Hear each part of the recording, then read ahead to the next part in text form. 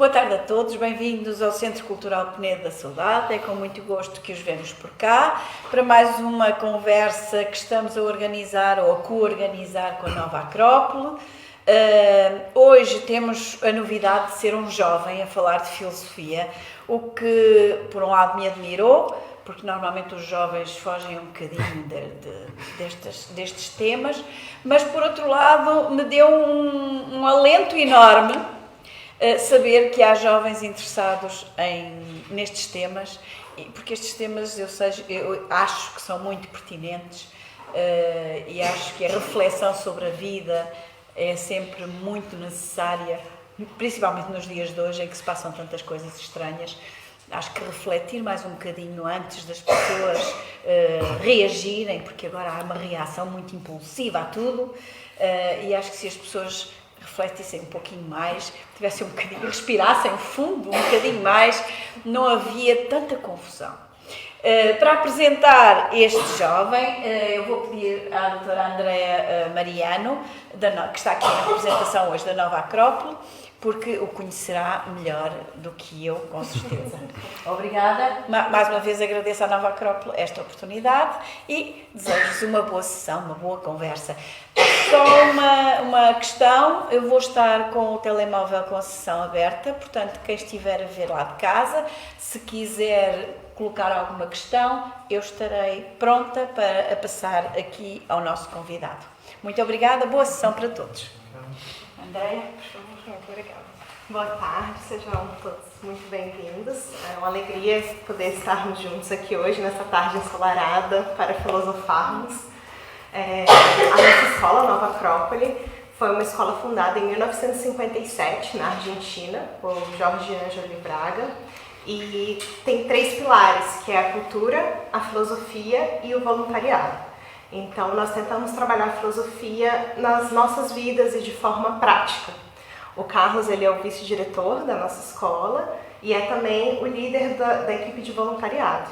Então eu convido-os também depois a conhecerem um pouco do nosso trabalho, podem entrar, acessar a página da nossa escola, onde temos muitas palestras, muitas informações sobre o que realizamos, não só aqui em Coimbra, mas nas outras 10 cidades, que estamos em Portugal, e nos 60 países onde a escola está presente. Então é com todo prazer que eu passo a palavra ao Carlos e deixo eu falar sobre o nosso tema de hoje. Muito obrigado a todos pela vossa presença. Também quero agradecer em especial a oportunidade do Centro Cultural Penedo da Saudade por nos dar este espaço, por ajudar-nos na divulgação, por também fazer toda a gravação e edição destas conferências que temos vindo a fazer já há umas boas sessões, há uns bons meses que já vamos fazendo e que ainda vamos ter mais uma a seguir a esta no mês que vem.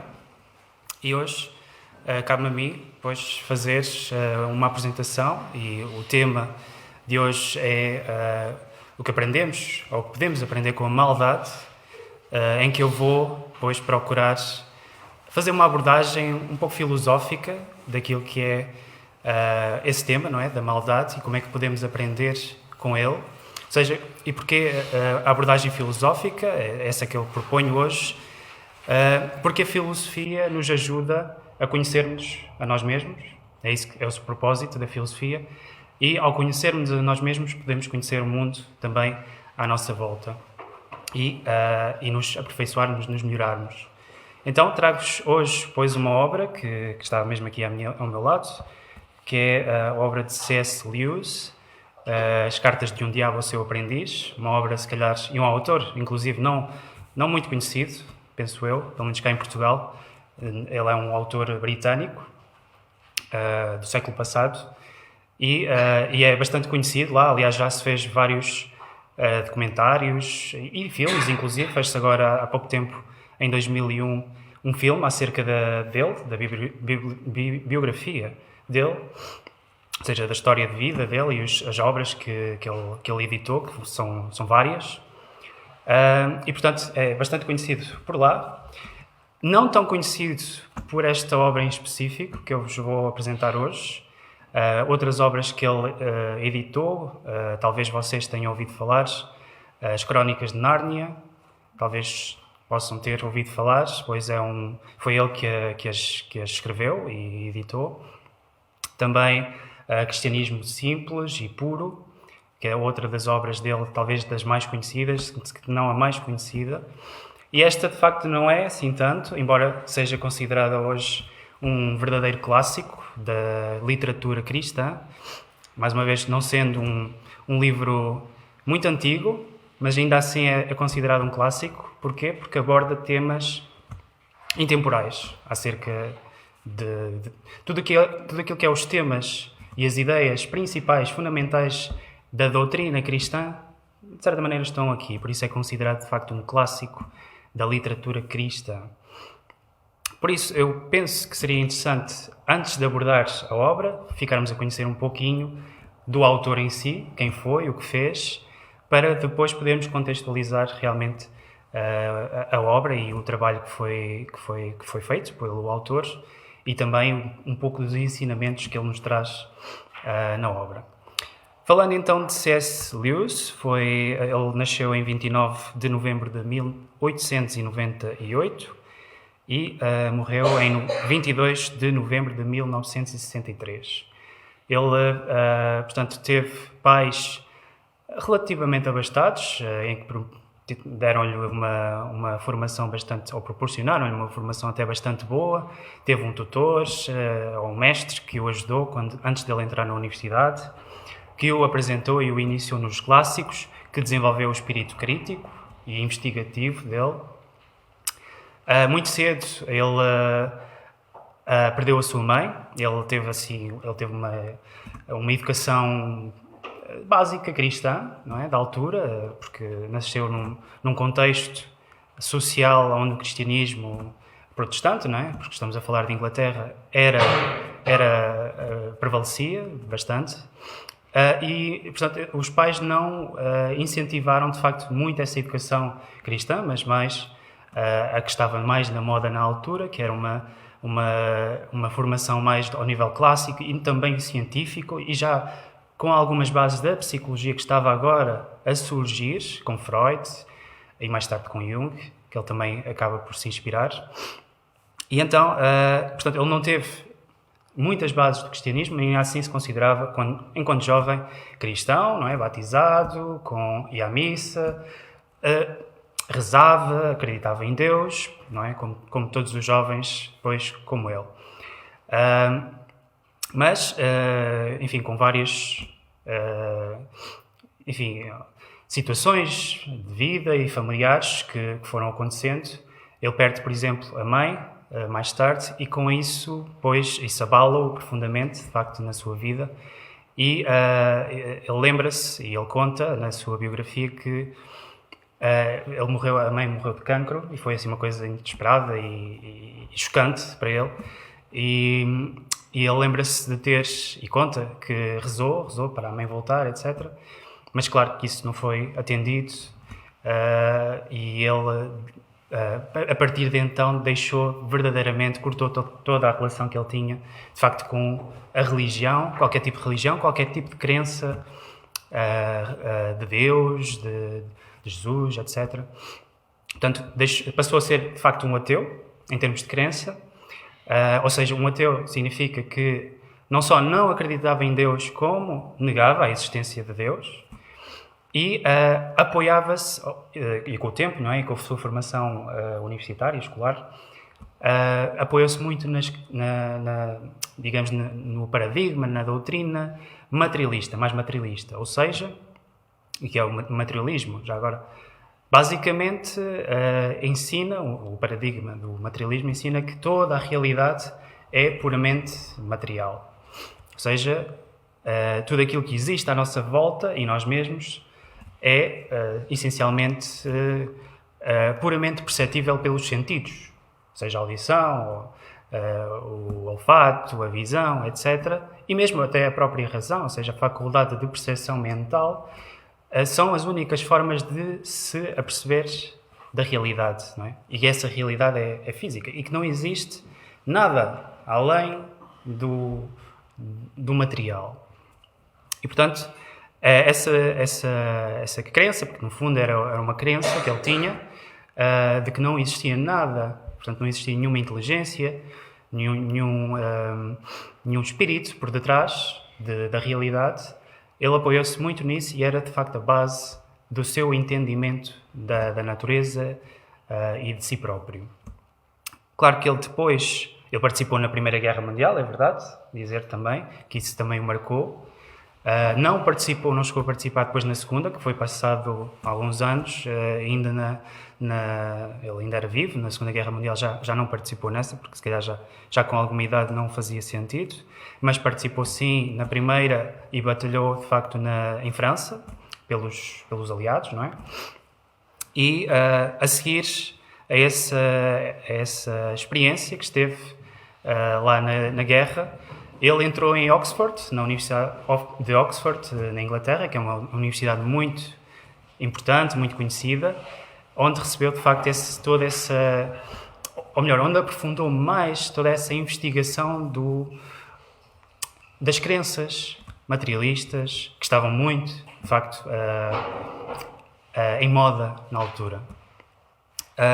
Mas ele teve, de facto, é curioso que ele depois apercebeu-se que muitos dos seus amigos universitários, que eram da mesma idade dele, muitos deles eram cristãos, ou seja, apesar de todos aqueles estudos que tinham ao nível científico, ao nível psicológico, que iam muito contra todas essas crenças do supernatural, digamos, mesmo assim havia pessoas que acreditavam em Deus e que lhe fazia muita confusão, ele não percebia porquê. Mas, curiosamente, muitos deles eram seus amigos e ele teve algumas conversas, alguns diálogos com ele para também tentar perceber a versão deles. E houve uma em particular que o marcou, que fez mudar um pouco a sua forma de pensar, que foi um argumento que ele teve com um amigo, que essencialmente o argumento do amigo era: se realmente o materialismo é verdade, ou seja, a crença de que tudo é material e que não existe nada além da existência material, e se tudo já agora é fruto do acaso, ou seja, porque se como dizem os materialistas, pois o princípio de todas as coisas foi um ponto, e esse ponto surgiu porque sim, não se sabe porquê, e foi numa altura, quer dizer, caótica, quer dizer, não houve nada por detrás, uma inteligência que dissesse: ok, agora começam as coisas e ter um final. Então, se isso é verdade, então até nós próprios somos fruto do acaso, até as nossas próprias percepções da existência são também elas meramente caóticas. E mais, como é que nós podemos acreditar nas nossas próprias ideias, na nossa própria percepção, se elas são simplesmente reações químicas que acontecem no nosso cérebro? E ele, questionando-se realmente acerca de todas estas coisas, começou a pensar: bem, é impossível. Como é que tudo isto pode ser fruto do acaso? Como é que não é... Olhando para a natureza e vendo como as coisas estão organizadas, como as coisas têm um propósito, têm um sentido, como é que é possível que isto tudo seja fruto do acaso? Questionando-se dessa maneira, pois, ele chega à conclusão que tem que haver algo por detrás, uma espécie de uma inteligência por detrás da existência material, do qual ele não vai chamar Deus, porque isso seria demasiado, e estaria a entrar no cristianismo, etc., que falava de um Deus pessoal e de Jesus, etc. Então ele começa a crer, sim, na existência de um ser, que ele chama espírito, um ser que não seria um ser físico, mas um ser absoluto, e que esse seria, pois, o princípio inteligente, um princípio inteligente para todas as coisas. E pouco, pois, essa investigação que ele vai fazendo vai o levando cada vez mais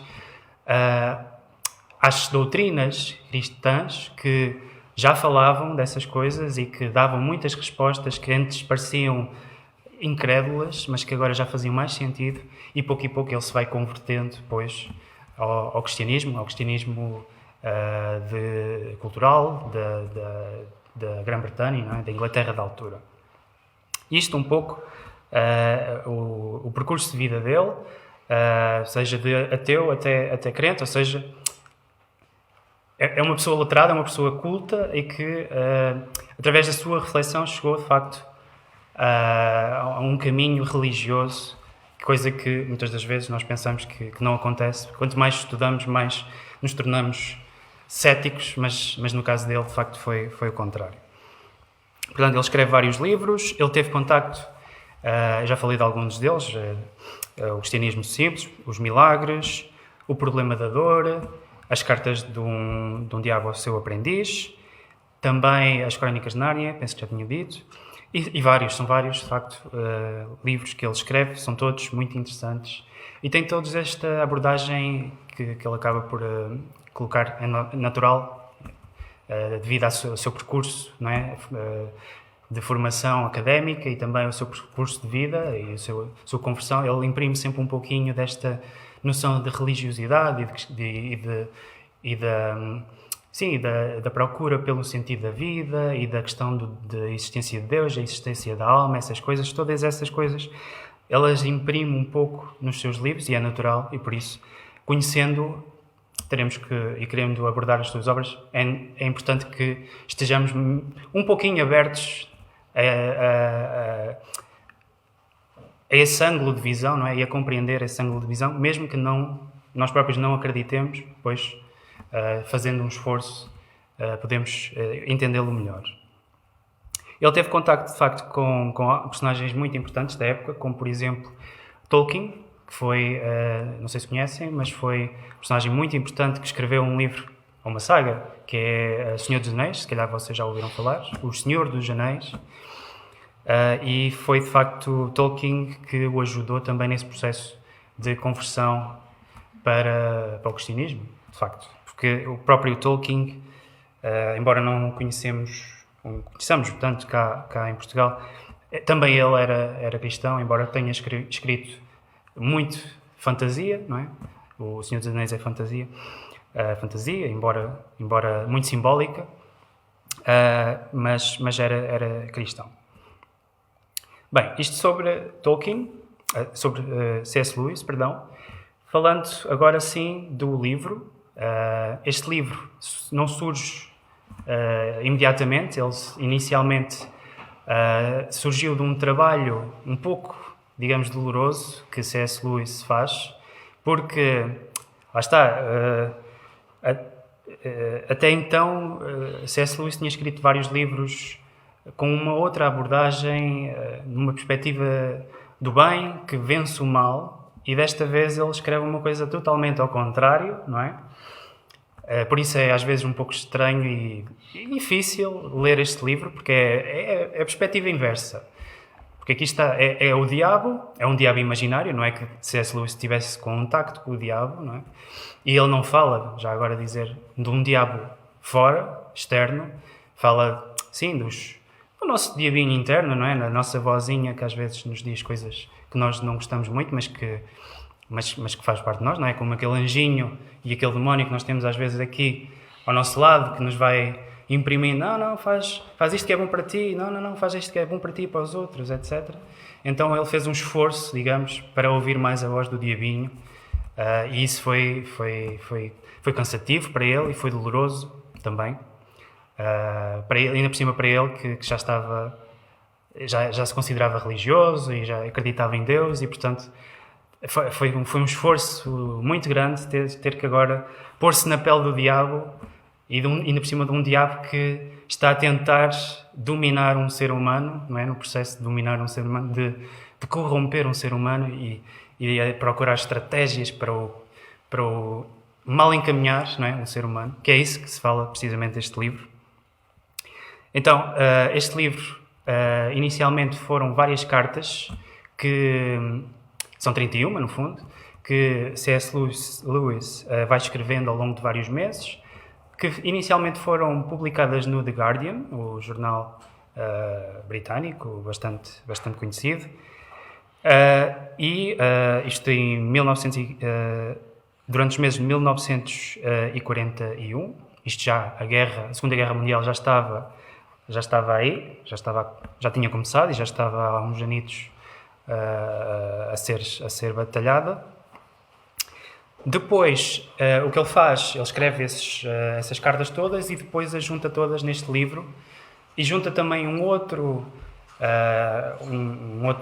carta, um outro aspecto que ele depois escreve mais tarde, que é um brinde que ele propõe, que é o mal danado, chama-se assim, o mal danado, que é o diabo com muita experiência, não é? O mestre dos diabos, digamos, da hierarquia do mal, que propõe um brinde e, portanto, é um texto muito interessante, é um discurso para um brinde muito, muito curioso, e ele escreve-o já em 1963, e depois, quando ele lança este livro, já, portanto, põe as 31 cartas, mais o discurso do brinde também nele, e o dedica, inclusive, a Tolkien, que era precisamente aquele que escreveu O Senhor dos Anéis, que era muito seu amigo, ao qual dizer, já agora, que Tolkien não gostou nada desta abordagem que ele fez, deste livro. Dizia que era uma coisa muito maléfica, não gostou, mas pronto, de qualquer maneira nós vamos fazer uma abordagem filosófica, vamos ver que há coisas muito interessantes realmente neste livro. Ok, isto sobre o livro. Portanto, o livro, inicialmente em inglês, chamava-se Screwtape. Screwtape é o diabo, com muita experiência, o diabo mora, ou, nesta tradução, é o mal danado, chamam-lhe assim. É o maldoso, é um bicho mau, pronto. É um mestre dos maus. E é também, já agora, o formador. Ele está incutido de formar novos diabos no seu processo de corrupção das pessoas. Cada um, é como se cada um de nós tivesse o nosso diabinho dentro, interior, não é? Que vai nos tentando corromper. E depois há o mestre dos diabos que está em contacto com todos os diabos de cada um de nós. E ele os vai formando, vai-lhes dizendo, olha, faz desta forma, faz da outra, que é assim que tu vais conseguir dominar o teu paciente. Já agora dizer, era o paciente. Para o diabo, cada um de nós é como se fosse o paciente, é como se ele nos estivesse a tratar, só que para o mal, não para o bem. Não nos trazer a saúde, mas sim a doença, digamos, a doença não física, mas a doença psicológica e moral e espiritual. Portanto, são três os personagens principais, digamos. É o maldanado, que é o tal mestre diabo. É o vermelindo, que é o diabo de uma pessoa em concreto que está a ser dominada, que está a ser corrompida, e é essa pessoa, que essa pessoa não participa. Quem fala, aliás, nas cartas, é sempre o maldanado, é sempre esse tal diabo formador que vai dando instruções nas cartas ao diabinho novo que está a ser formado no seu processo. Portanto, este diabo tem muita experiência, já corrompeu muita gente e portanto, agora sim tem a função de formar novos diabinhos no seu processo. Não se pode, ao ler este livro, já agora dizer, levar tudo à letra do que está aqui, porque, lá está, como disse, é ao contrário, a maneira como se escreve e como se lê, tem que se ler ao contrário. Ou seja, quando ele diz que o diabinho tem que fazer de uma certa forma, nós não devemos fazer dessa forma, porque isso vai nos levar, no fundo, para os nossos defeitos, não é? para a nossa maldade interior. E então, ele usa muito muitas das vezes a ironia, ele é irónico, diz coisas e nós nos rimos interiormente a pensar, não, ele tem razão, mas não, ele está a tentar nos corromper. Então, há que ter um pouco de cuidado, embora este livro não deva ser lido de uma forma muito dramática e pesada, mas sim com alguma leveza, porque é cómico, por vezes chega a ser cómico aquilo que ele diz. Embora esteja a falar de coisas, de certa maneira, que nos acontecem um pouco dentro de nós. Pronto, e relativamente à apresentação do livro, e assim, acho que já é bom. Podemos deixar as perguntas para o final? Era só qual é a terceira personagem? Só A terceira personagem é precisamente o paciente, que nunca aparece, é um personagem secundário, ele nunca fala, quem fala, aliás, é o maldanado, não é? Esse tal diabo, o formador. E a terceira personagem é aquele que está a ser, de facto, corrompido, que é o paciente. Eles sim que eles chamam, é um paciente. É como se fôssemos cada um de nós, no fundo. Cada um de nós, o paciente. Bem, falando agora sim de algumas...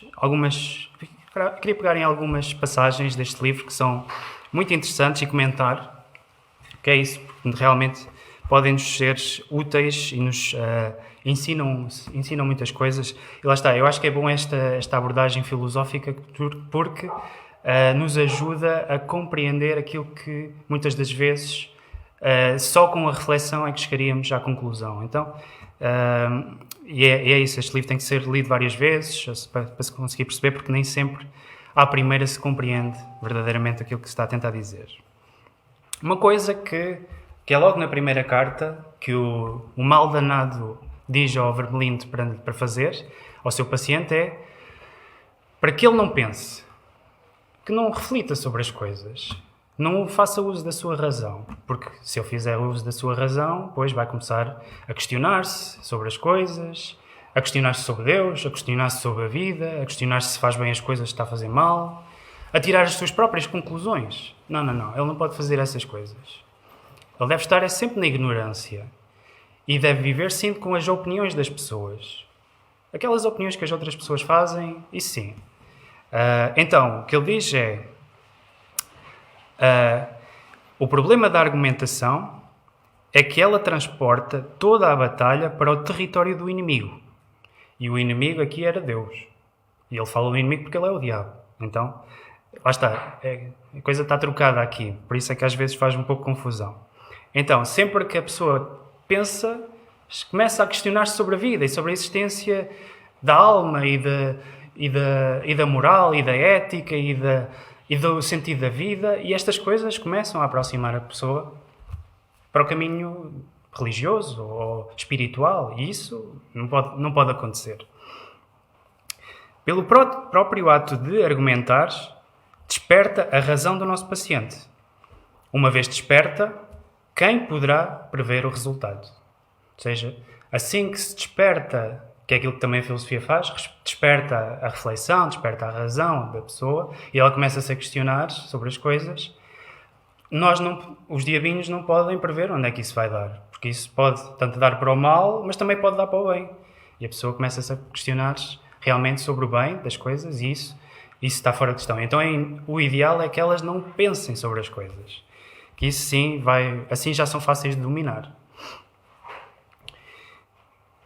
Depois ele diz, acabou por reforçar em seu paciente o hábito fatal de tocar em questões universais e ignorar o fluxo das percepções sensoriais imediatas.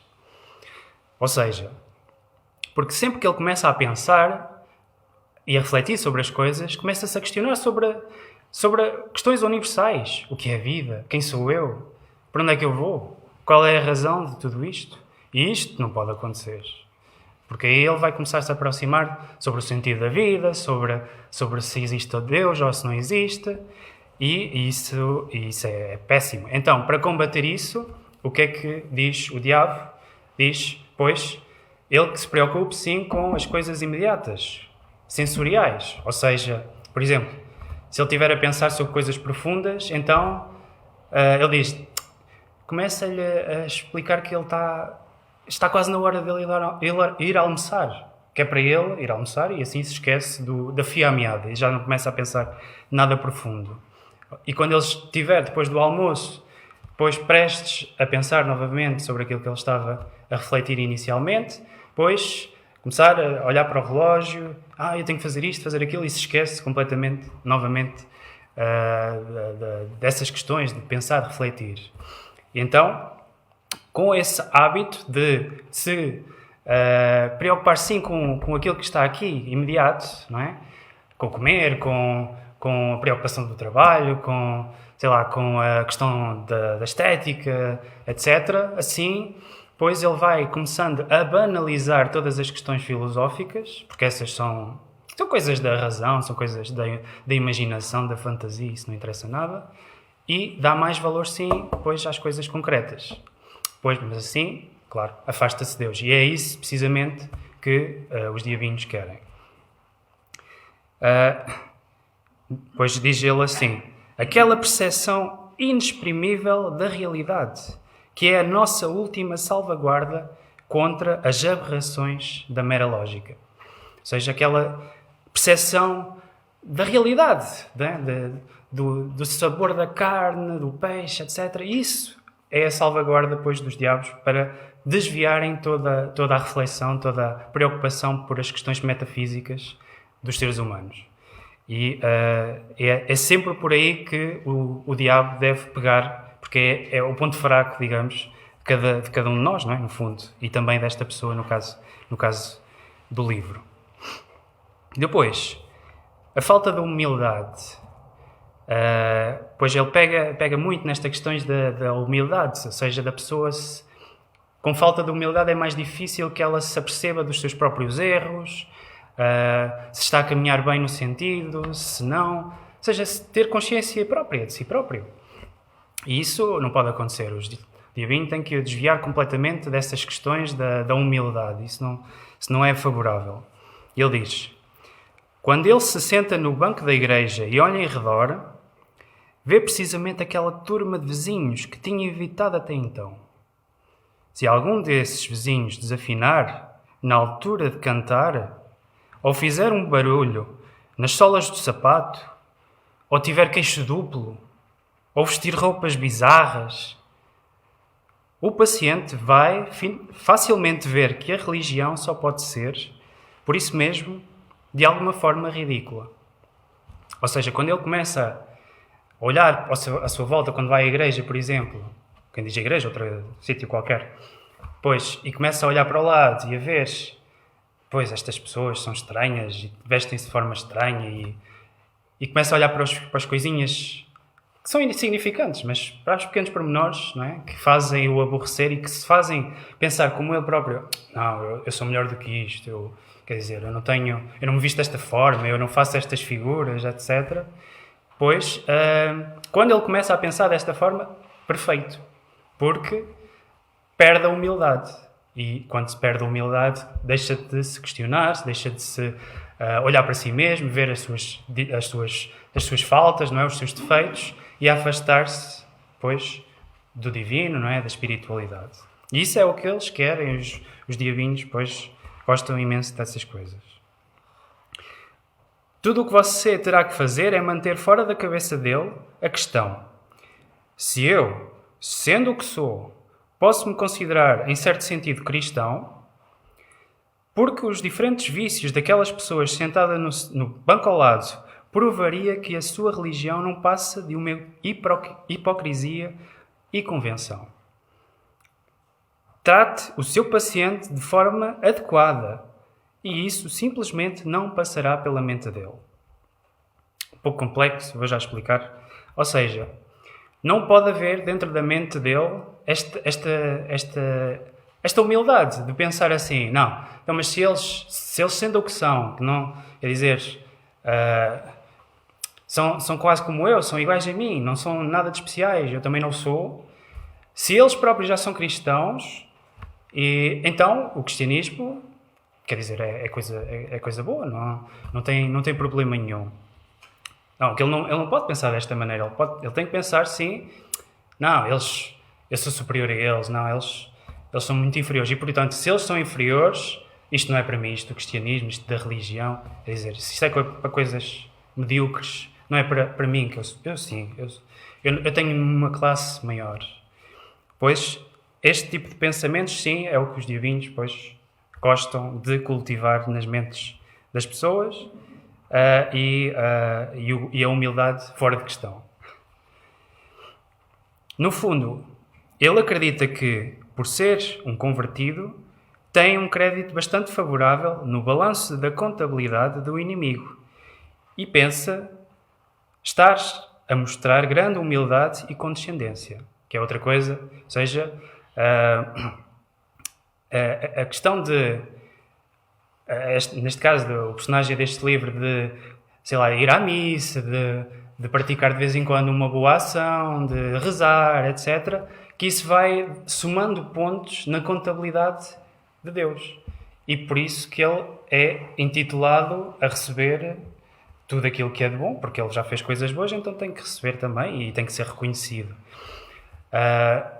Ou seja, a soberba, a questão de seres, pois, da vaidade, do sentido de superioridade,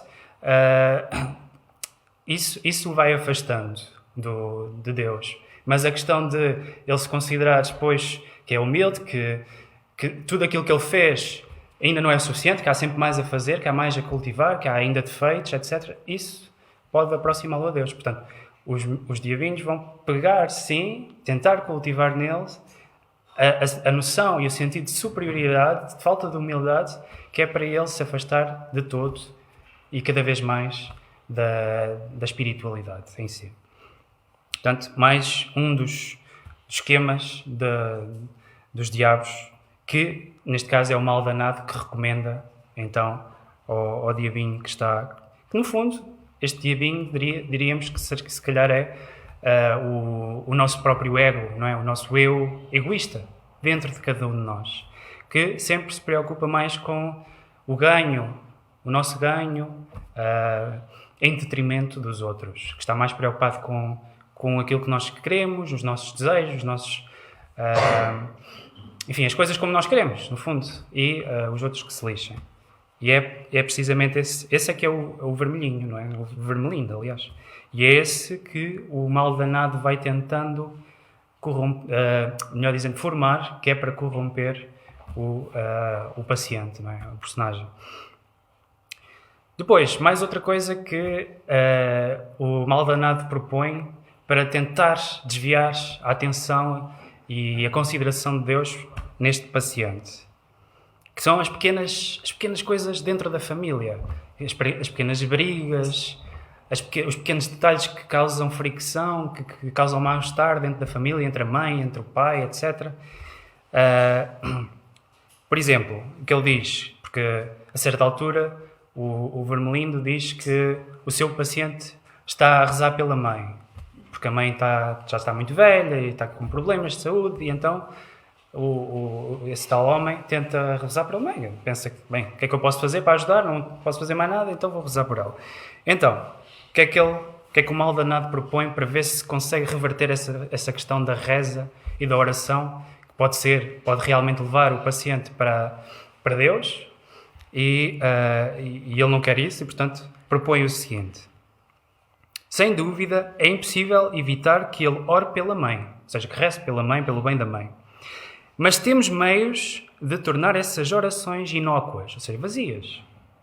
Por exemplo, certifique-se de que elas sejam sempre muito espirituais, que ele sempre se preocupe com o estado da alma da mãe, a alma, e nunca com o reumatismo dela. Com a alma sim, com o reumatismo não interessa. Há duas vantagens nisso. Em primeiro lugar, a sua atenção ficará concentrada no que ele considera serem os pecados dela, pelo que, com um pouco de orientação da sua parte, ele poderá ser induzido a considerar o pecado, as ações da mãe, que julga inconvenientes ou irritantes.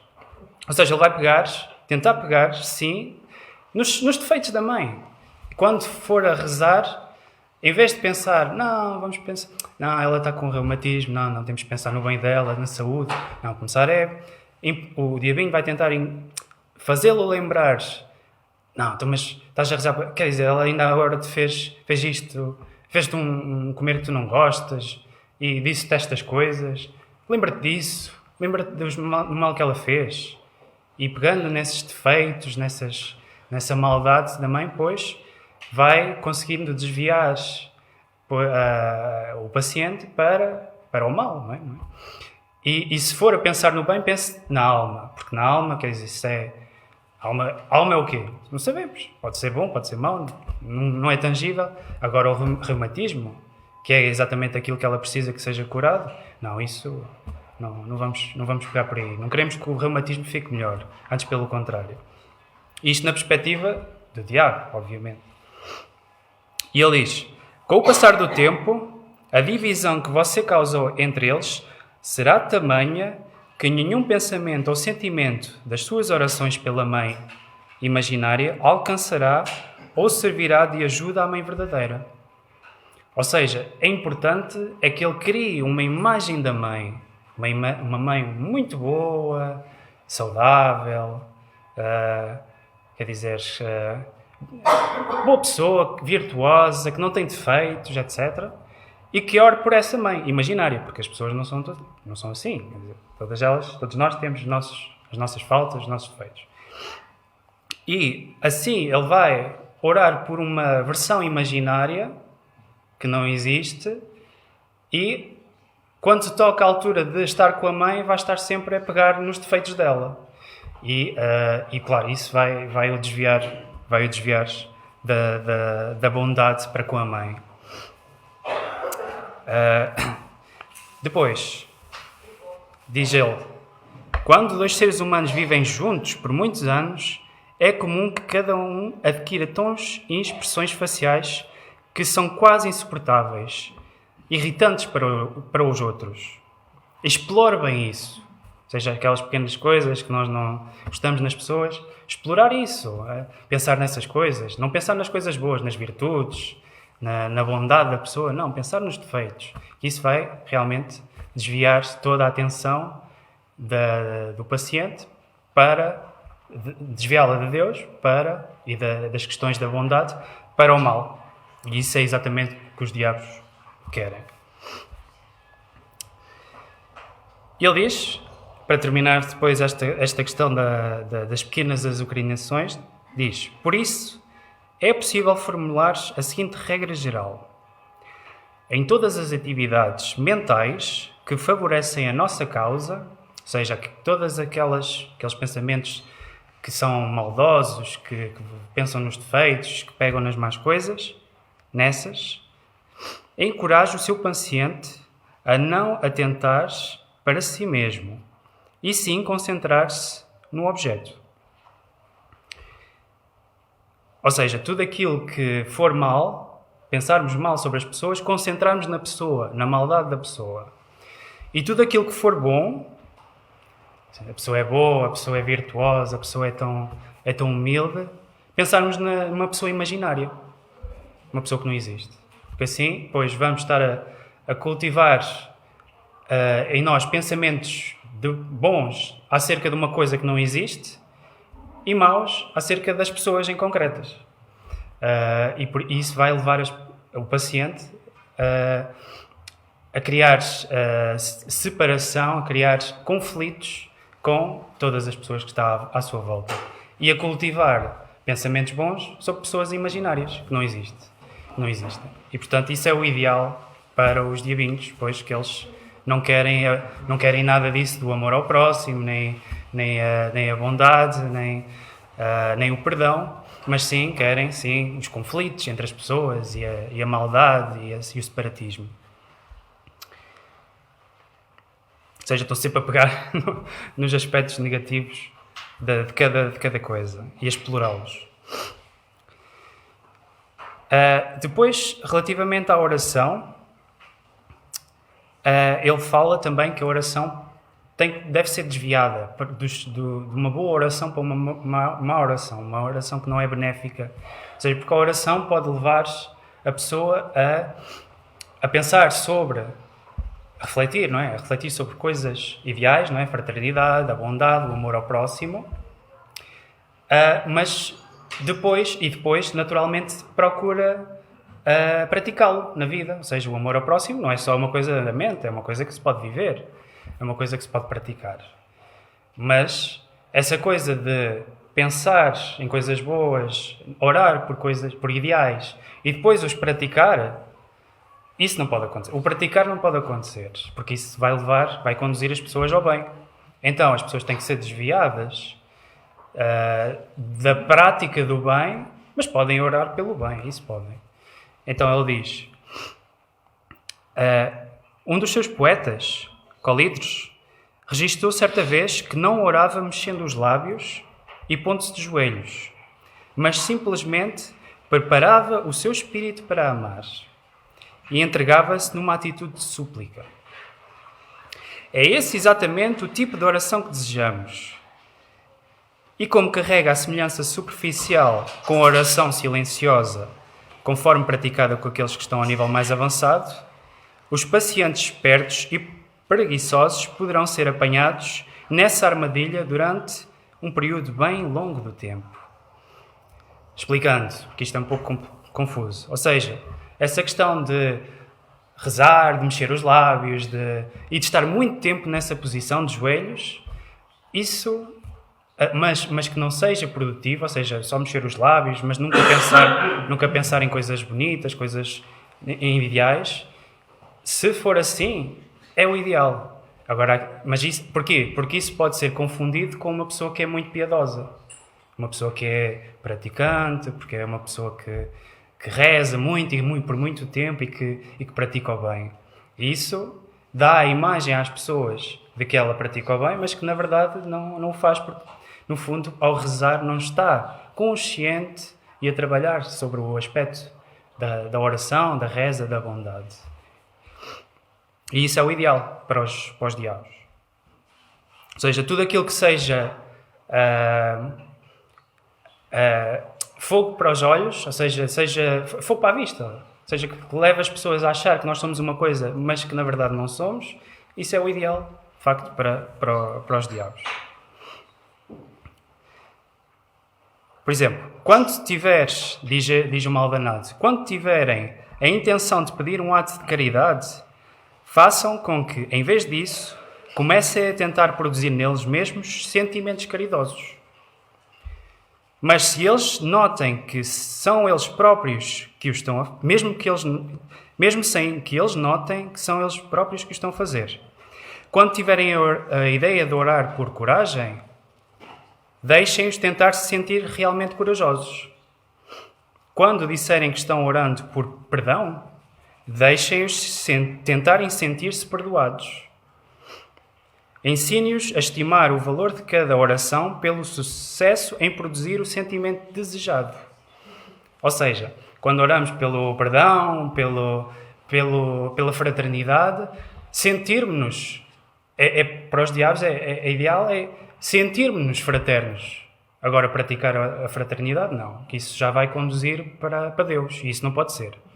Então, deixem-nos sentir corajosos, podem orar pela coragem, pela humildade, mas praticá-la, não. Isso depois é um problema, porque vai levá-los para Deus e não pode ser.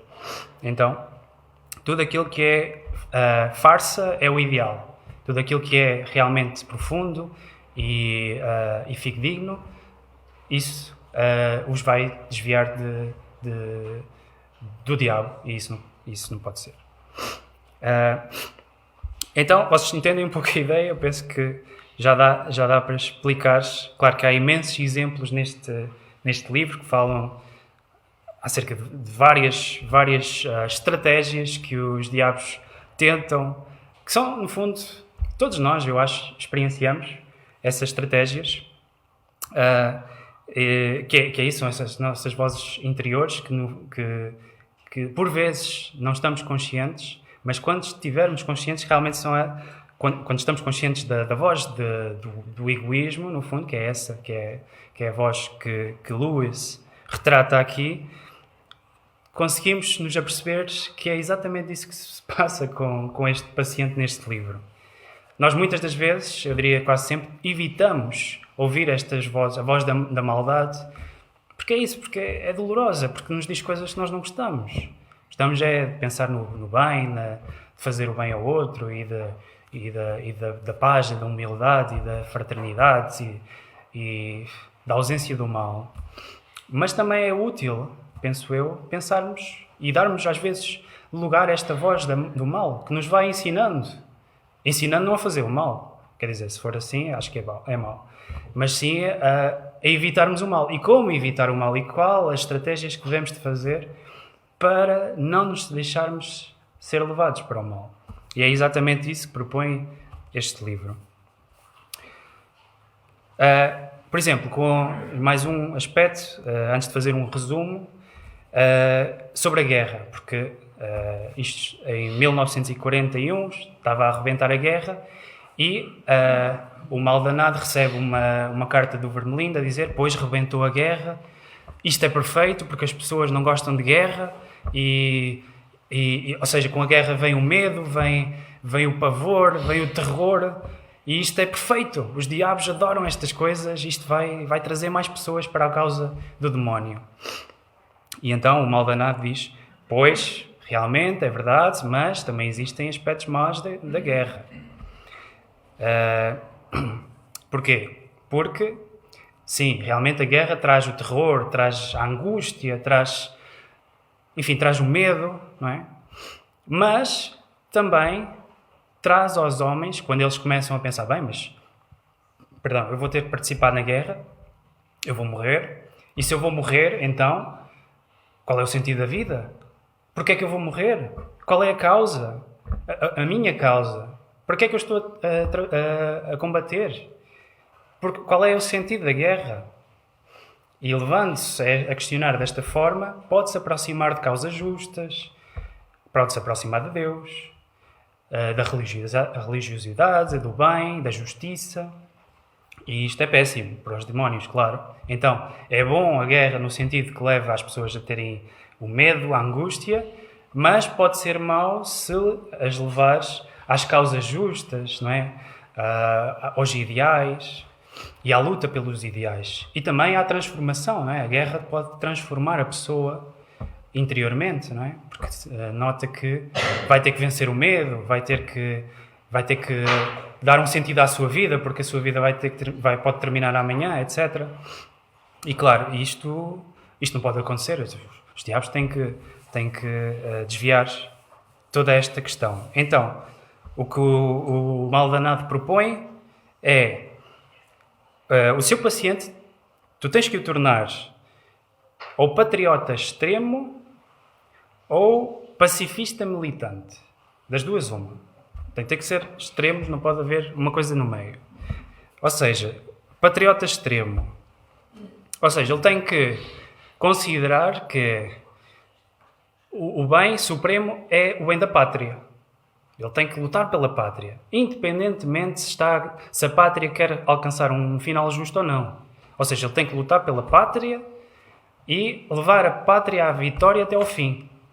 Mesmo que até no processo mate muita gente, provoque injustiças, etc. Então, ele não deve pensar sobre causas justas. Tem que sim pensar no bem da sua pátria, independentemente se é justo ou se não é. Portanto, isto para o patriota extremo.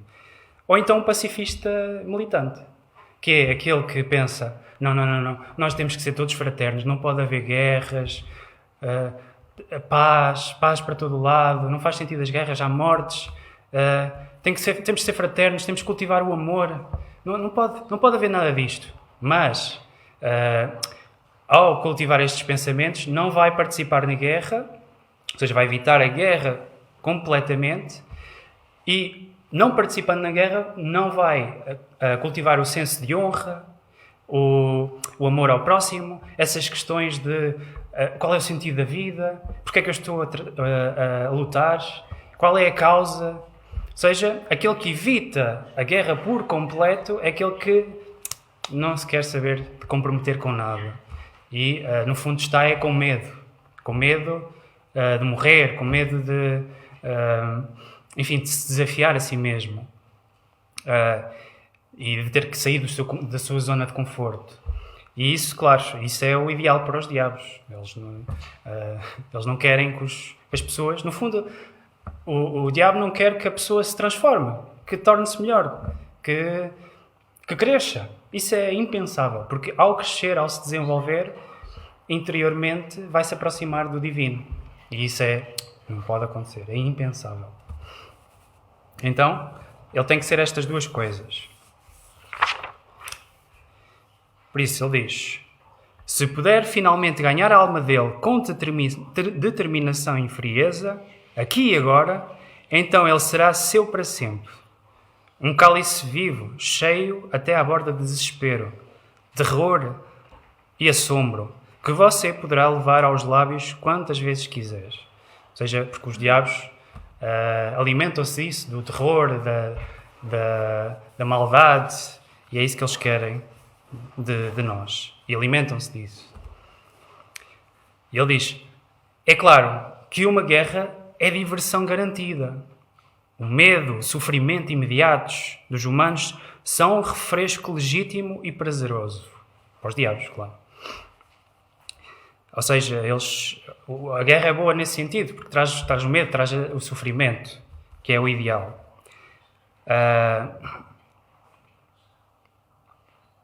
Mas ele depois diz, mas se não formos cuidadosos, veremos milhares se voltando para o inimigo. O inimigo era Deus. Em sua tribulação. Ou seja, nas dificuldades que a guerra impõe, surge novamente o sentido da vida, a preocupação por querer servir uma causa justa, como eu dizia há pouco. E, portanto, isso não pode, de facto, acontecer. E outra coisa que ele diz é o ideal das guerras é que elas sejam o mais rápidas possíveis, não sejam prolongadas, porque se forem prolongadas, então as pessoas começam a desenvolver o sentido da piedade, vão se lembrar da morte, vão começar a pensar porque é que ainda continuamos a guerra, etc. Enquanto se as guerras forem longas, porque se as guerras forem curtas, então o momento imediato em que elas vão acontecer, nasce o terror e o medo, e isso é o ideal. Enquanto que se elas forem longas, isso vai aos poucos e poucos vai sendo superado por os participantes na guerra. E, portanto, e que vai levar então as pessoas a se desenvolverem, não é? A cultivarem bons valores durante a guerra, que é precisamente aquilo que os diabos não querem. Portanto, guerras os mais curtas e o ideal é que eles sofram por a dissipação o mais possível com as guerras e nunca na guerra em si. Por isso, então, várias ideias, claro que isto são vários estratagemas, fazendo se calhar uma síntese acerca daquilo que são as ideias principais que traz-nos este livro, a dizer, como começámos logo de início, cultivar a razão não pode acontecer, porque a razão faz as pessoas questionarem sobre a vida e vai as levar inevitavelmente a questionar-se sobre Deus. Portanto, é melhor ensinar-lhes aos seres humanos muitas coisas e todas elas contraditórias, que é para que eles nunca descubram a verdade, ou seja, tenham muitas ideias acerca das coisas, mas ou seja, muitas opiniões, mas nada concreto, nada verdadeiro, ou seja, completamente confusos acerca de tudo. Isso é o ideal, e que nunca pensem, nunca reflitam. Se puderem ser o mais materialistas possível, melhor, ou seja, que não acreditem em nada além do aspecto material, mas que não pensem acerca do materialismo em demasiado, porque se pensarem acerca da realidade ser só material e se levarem essa questão ao fundo, vão começar a pensar, bem, mas será que é só isto que existe no mundo? É só isto? A matéria? Será que não é nada por trás? E isso vai-os levar às questões do divino, não é? Do espírito. Isso não pode acontecer. Portanto, o materialismo é bom, especialmente o relativismo, ou seja, tudo é relativo, não há nada em concreto, é o ideal, que é para deixar as pessoas completamente confusas. O ideal também é que as pessoas se preocupem mais com as coisas concretas, físicas, em termos de sensações, experienciar as coisas aqui e agora, quando estiverem a refletir, a desviarem completamente a atenção das pessoas para as coisas, que é para elas não pensarem, para elas não refletirem acerca das coisas. Isso é o ideal. E assim, porque se refletirem, vão encontrar Deus.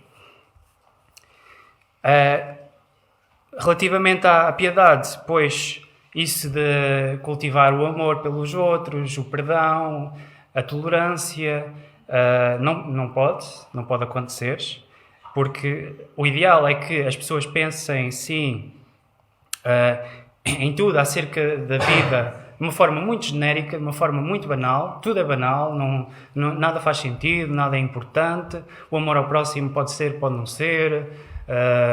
O respeito pelos outros às vezes é útil, outras vezes nem tanto.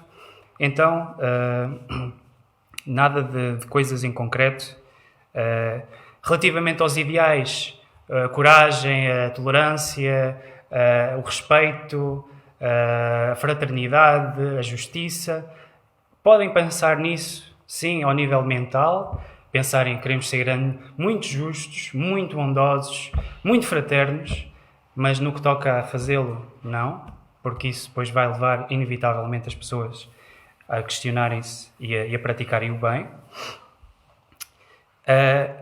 Portanto, ideal não fazer as pessoas pensarem em nada, refletir. Como disse, nunca exercer as suas qualidades na prática. Podem pensar sim que são muito corajosas, que são muito bondosas, porque são, cada um de nós é bondoso, é justo, é verdadeiro, é honesto, mas nunca pensar nos defeitos de cada um de nós.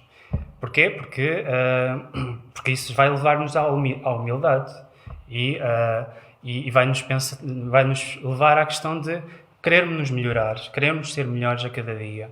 E isso de sermos melhores a cada dia nos vai levar inevitavelmente a Deus. E isso não pode acontecer também. Quando procurarem um relacionamento, tem que ser, no caso do homem, uma pessoa muito bonita, exteriormente, esteticamente, mas completamente fraca, vazia por dentro. Isso é o ideal. Tem que ser a pior mulher possível ao nível de caráter. Uma relação, e qualquer relação, aliás, com qualquer pessoa, deve ser muito superficial, nada de relações próximas, nada de amizades profundas, nada de relações que durem muito tempo também, isso é péssimo. Então, desviar ou seja, tudo banal, tudo superficial, o mais superficial possível. E relativamente à guerra, também, a guerra, pois, é boa pelo medo que provoca, como eu dizia antes, porque provoca o ódio, provoca a ignorância, mas também é perigosa porque leva à reflexão acerca da morte, à reflexão do sentido da vida, e isso pode ser muito mau para a causa dos demónios. Por isso isso é para evitar. E, portanto, concluindo, dizer que o maldanado e o vermelindo, que são os dois diabinhos, falham na sua tentativa de corromper este personagem, esta pessoa, porque ela acaba por se aproximar da igreja, acaba por se tornar era uma pessoa que não acreditava em Deus, passa a acreditar em Deus e a ter muita fé em Deus, começa a orar de uma forma genuína, consegue um relacionamento profundo, participa na guerra e a guerra o transforma e o ajuda, e portanto todas as artimanhas, todos os estratagemas que o maldanado propõe para corromper este personagem falham redondamente e ele se torna de facto uma pessoa muito boa. E isto é interessante porque nos leva um pouco a pensar que realmente nem sempre o mal ou a maldade nos leva à maldade, não é? A nos tornarmos más pessoas, mas existem casos em que até o próprio mal, não é? As provas que nos traz a maldade, a injustiça, nos levam a melhorar, a sermos boas pessoas, não é? A transformar-nos, que foi precisamente o caso deste personagem. Ou seja, será que o mal é mesmo mal? Ou será que o mal até pode ser bom no sentido que nos conduz para o bem, que nos alerta que existe um caminho que não devemos seguir e escolhermos por nós próprios caminhar, pois, no sentido bom, no sentido do bem, não é? E da espiritualidade. E, portanto, é interessante e quero concluir, de facto, com esta ideia de que temos muito a aprender com a maldade e espero que tenha dado a entender isso com este pequeno resumo deste livro, que é um livro que vos recomendo a todos. E quero-vos agradecer a vossa presença e paciência, porque é um tema, de facto, muito provocador, inclusive, porque nos leva realmente a pensar sobre nós mesmos e nos desafia, não é? Nos desafia a mudar e a melhorar-nos. Por isso, agradecer-vos a vossa presença.